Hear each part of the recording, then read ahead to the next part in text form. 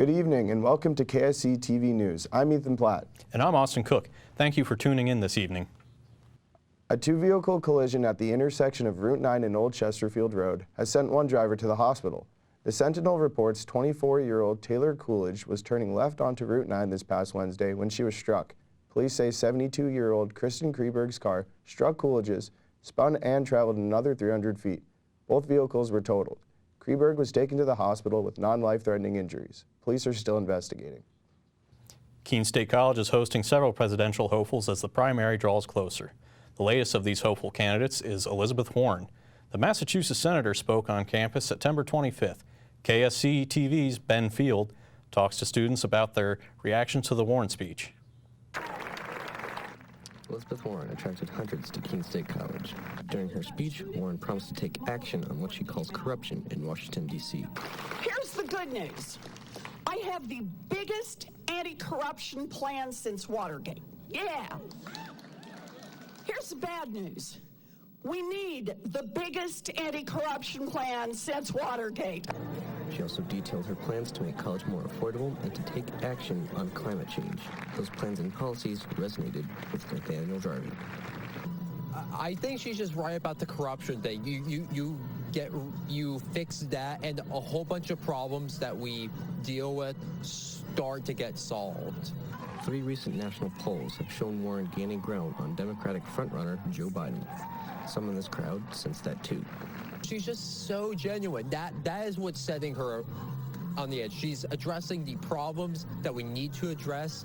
She's doing it in comprehensive, common sense ways, and she's genuine about it. Pennies on the dollar. But not everyone is feeling the momentum shift. I'm not fully decided whether I'm for or against Elizabeth Warren at the moment.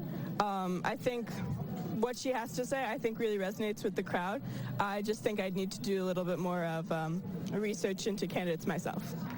Warren attracted an estimated crowd of 900 people to her Keene event. The latest candidate to follow Warren was Hawaii's Tulsi Gabbard. Hundreds of Monadnock residents have joined together to stomp out Alzheimer's in the 2019 Walk to End Alzheimer's. 436 walkers lined up holding colored flowers ready to start the End to Walk Alzheimer's in Keene. Each flower color represents how Alzheimer's impacts the daily life of walkers and their families. The 2-mile walk beat its $65,000 goal and raised nearly $77,000 to combat this disease. The Alzheimer's Association reports 1 out of 3 senior citizens will contract Alzheimer's. The 43rd annual running of the Clarence DeBar Marathon is smashing records. On Sunday, marathon planners were able to pull together a record-breaking 1,000 total runners.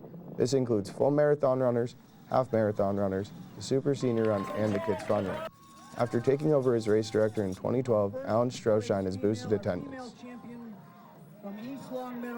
We've been able to more than double it in size, and then when you add on the half marathon, it's been 200%.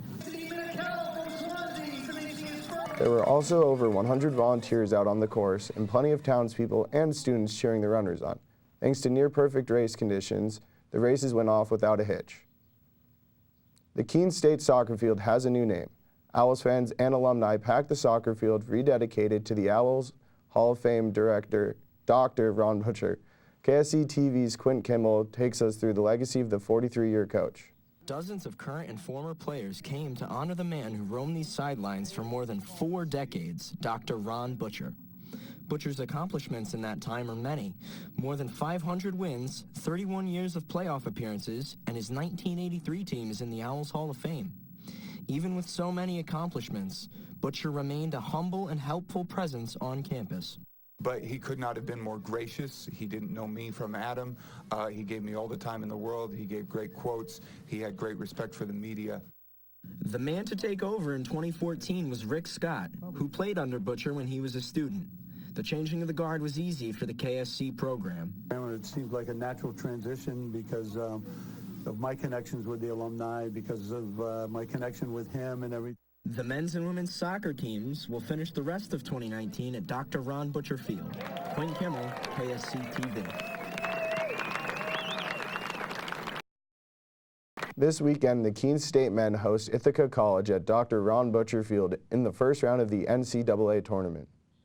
The town of Marlow is hosting a witch-themed regatta. The Keene Sentinel reports proceeds from the series of boat races will go into renovating Jones Hall.